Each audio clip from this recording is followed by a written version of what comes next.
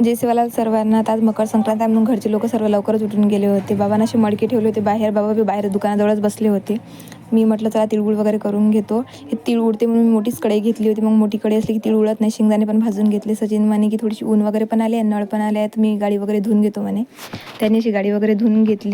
आज एकादशी पण आहे तर देवाला निवेद दाखवायला चालत नाही म्हणून मी मेथी आणि सोल्याची भाजी करून घेतली. मी तयारी करायला घेतली. माझी तयारी वगैरे झालेली होती. असे मडके वगैरे पुजून घेतले. यांना निवेद द्यायला चालते, फक्त देवाला चालत नाही. मग आम्ही मंदिरात गेलो. मंदिरात अशी देवपूजा वगैरे करून घेतली. तिथं पण तिळगुळ वगैरे ठेवलं. माझी पूजा झाली होती. मग माझी सासूबाई पूजा करत होती. तोपर्यंत मी सचिनला माझे 2-3 फोटो वगैरे काढायला लावले. मग मी माझ्या सासूबाईला कुंकू हळद वगैरे लावून दिलं. जे घर सोडून बाहेर राहतात त्यांना संक्रांत काय आणि साधा दिवस काय सारखंच असते. आम्ही पण 2 वर्ष बाहेर होतो म्हणून आम्हाला पण असं वाटत होतं संक्रांत वगैरे असली किंवा सण वगैरे असले घरी यावं म्हणून. मग संक्रांतच्या दिवशी हिरवा बांगडा भरत असते. मग माझ्या सासूबाईने अशा हिरवा बांगडा वगैरे आणल्या होत्या, पण मी त्या साडीवरच्या मॅचिंगच घातल्या होत्या. मग संध्याकाळी आमच्याच पुरता स्वयंपाक वगैरे केला. मग मी असा काही मकर संक्रांतचा दिवस गेला. व्हिडिओ आवडला असेल तर लाईक करा, फॉलो करा आणि शेअर करा आणि कमेंट